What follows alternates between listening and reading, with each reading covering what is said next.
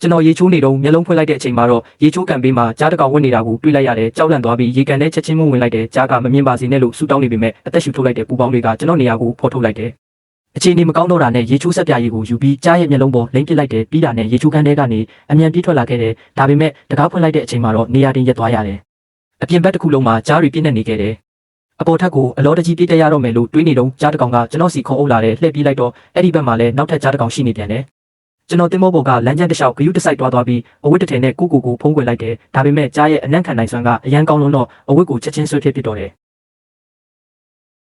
ကျွန်တော်အဝတ်အောက်ကနေထွက်ပြေးပြီးကြားမဖမ်းမိခင်တရင်ပေါက်ကနေလွတ်မြောက်သွားခဲ့တယ်ဒီအချိန်မှာတင်မောဘောကလူတွေကလည်းအထိတ်တလန့်ဖြစ်နေကြတယ်တချို့ကတင်မောဘေးမှာတွဲလောင်းခုပြီးလွတ်မြောက်ဖို့ကြိုးစားကြတယ်တချို့ကတော့လက်နက်တွေယူပြီးကြားတွေကိုတိုက်ခိုက်ဖို့ပြင်ဆင်နေကြတယ်ကပရိန်ကလည်းကြားတကောင်ဝေဝါဆဲဝင်ဖို့ကြိုးစားနေတာကိုတွေးလိုက်ရတဲ့တကားကိုအားကုန်ထိန်းထားပေမဲ့ကြားကသူ့ကိုတိုက်ချလိုက်တယ်အဲ့ဒီနောက်ကြားကတင်မောမောင်းပြီးနဲ့စတင်ဆော့ကစားလိုက်ရာတင်မောတစ်စင်းလုံးပင်လယ်လဲမှာခြားခြားလဲစတင်လက်ပတ်သွားတော့တယ်အဲ့ဒီအချိန်မှာကျွန်တော်ခဲပင်ထဲဝင်သွားနိုင်ခဲ့တယ်ဒါပေမဲ့လူတွေကကျွန်တော်ဟာတိရစ္ဆာန်လေးချင်းရေးသမားဖြစ်တာကိုသိလိုက်တော့ကျွန်တော်ကိုတက်ပေါ်ပြန်ပစ်ထုတ်လိုက်ကြတယ်ကြားကချက်ချင်းခုံအုပ်လာတယ်ကျွန်တော်တက်သားစီတစ်လုံးနဲ့ဝင်ပုံးလိုက်တယ်ဒါပေမဲ့စီကတင်မောနောက်ဖက်မှာရက်သွားတယ်နောက်တစ်စက္ကန့်မှာကြားကစီပေါ်ကိုခုန်တက်လာတယ်ကျွန်တော်လက်ချောင်းလေးထုတ်ပြီးကြားကိုစနောက်ကြည့်ပေမဲ့ဘာမှမတုံ့ပြန်ဘူးနောက်ဆုံးမိနဲ့နောက်ပိုင်းကိုလောင်အောင်လှုပ်လိုက်မှပဲကြားကထွက်သွားတော့တယ်အခွင့်ရေးရတာနဲ့စီတဲကထွက်ပြီးတန်းလောင်အိမ်ထဲဝင်ပုံးလိုက်တယ်ဒါပေမဲ့အခြားတင်မောသားတစ်ယောက်လည်းအဲ့ဒီထဲဝင်ပုံးလာပြီးကျွန်တော်ကိုတွေ့သွားတယ်မတုံ့ပြန်နိုင်ခင်မှာပဲသူကကျွန်တော်ကိုလှောင်အိမ်ထဲကတွန်းထုတ်ပြီးကြားကိုရင်ပါအောင်လှုပ်ခိုင်းတော့တယ်ကြောက်လန့်လုံးလို့လှောင်အိမ်ပေါ်တက်နေပေမဲ့အဲ့ဒီလူကဆက်ပြီးစနောက်နေတဲ့ကြားကတဖြည်းဖြည်းနီးလာတာနဲ့နောက်ဆုံးတော့အောက်ကိုခုန်ဆင်းပြီးနောက်ထပ်လှောင်အိမ်တစ်လုံးနဲ့ဝင်ပုံးရတော့တယ်ကြားကကျွန်တော်ကိုဝိုင်းထားလိုက်တယ်ကျွန်တော်အော်ဟစ်လိုက်ရမှအနိုင်နိုင်6လက်နိုင်ခဲ့တယ်ဒါပေမဲ့နောက်တစ်စက္ကန့်မှာတော့ကြားကရေတနက်တက်လက်ယူလာပြီးကျွန်တော်ကိုစက်တိုက်ပတ်တော့တယ်ကျွန်တော်လည်းဆူရွှဲပြီးရုပ်ပြက်စင်းပြက်ဖြစ်သွားခဲ့တယ်အဲ့ဒီအချိန်မှာရဟတ်ရင်တစ်စင်းရောက်လာတယ်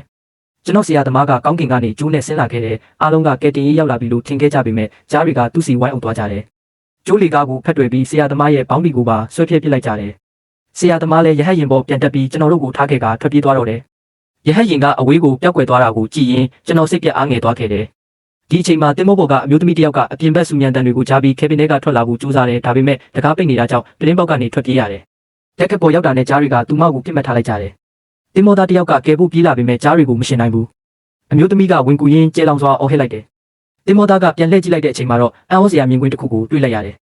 အမျိုးသမီးကကြားတစ်ကောင်ရဲ့ခေါင်းကိုညင်သားစွာပုတ်တက်နေပြီးကြားအလုံးကလည်းအယမ်းရင်ပါသွားကြတယ်ကျွန်တော်တို့ကကြားတွေကိုလှောင်အိမ်ထဲပြန်ထည့်ပေးဖို့တောင်းဆိုကြတယ်ဒါပေမဲ့အမျိုးသမီးကကြားတွေနဲ့နည်းနည်းထပ်ဆော့ချင်နေသေးတယ်အဲ့ဒီအချိန်မှာစိုးသွန်းတဲ့ကြားတစ်ကောင်ကသူမကိုပင်လယ်ထဲတွန်းချလိုက်တယ်သူမကအကူကြီးတောင်းပြီးအော်ဟစ်လိုက်ရာကြားတွေကတစ်ကောင်ပြီးတစ်ကောင်ရေထဲခုန်ဆင်းသွားကြတယ်ထို့နောက်သူမကိုတဲဆောင်ရင်းကမ်းခြေစီဥတီကူးခတ်သွားခဲ့တယ်ကမ်းခြေပေါ်ကခီးသွားတွေကကြားအုပ်ကြီးရေကူးလာတာကိုမြင်လိုက်တဲ့အခါကြောက်လန့်ပြီးလမ်းပေါင်းစုံကိုထွက်ပြေးသွားကြတော့တယ်